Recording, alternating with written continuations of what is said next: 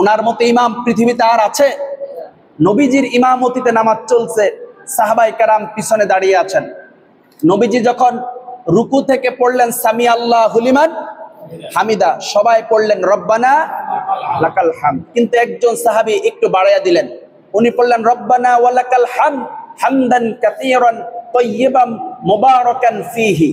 বিশ্বনবী নামাজ শেষ করলেন, শেষ করে জিজ্ঞেস করলেন, এই অতিরিক্ত বাক্যগুলো কে বলেছ?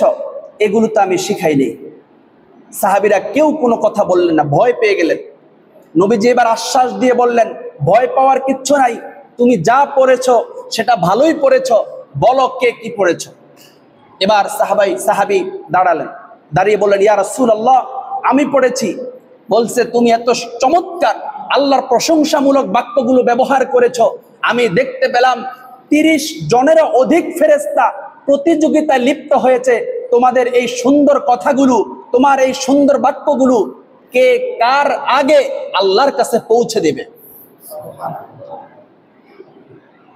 আমি তো বলি যে সাহাবীদের হাতে তাজমহল নির্মিত হয় নাই, চাঁদের বুকে পা রাখার স্বপ্ন তারা কখনো দেখেন নাই।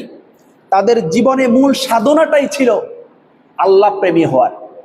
কোন কাজটা করলে আল্লাহর প্রিয় হওয়া যায়, আল্লাহর পছন্দনীয় কাজ কোনটা, এটা জানার আর মানার জন্যই তারা ব্যাকুল ছিলেন। দেখেন, ওনাদের চিন্তাই ছিল কোন সুন্দর বাক্যটা বললে আল্লাহ খুশি হবে, সেটার জন্য পাগল ছিলেন। রাসূলুল্লাহ বলছেন, আমি দেখতে পেলাম 30 জনের অধিক ফেরেশতা প্রতিযোগিতা লিপ্ত হয়েছে এই সুন্দর কথাগুলো কে কার আগে আল্লাহর কাছে পৌঁছে দেবে। তাদের ব্যাকুলতা দেখেন, সাহাবীদের ব্যাকুলতা দেখেন। আর আমাদের অবস্থা হলো, রুকু থেকে সোজা হয়ে 1 সেকেন্ড দাঁড়াইতে আমরা রাজি না, সোজা হয়ে দাঁড়াইতে রাজি না, আবার সিজদায় চলে যায়। ঠিক কিনা বলেন? ওই সাহাবীরাও জান্নাতের জন্য পাগল, আর আপনি আমিও জান্নাতের জন্য পাগল।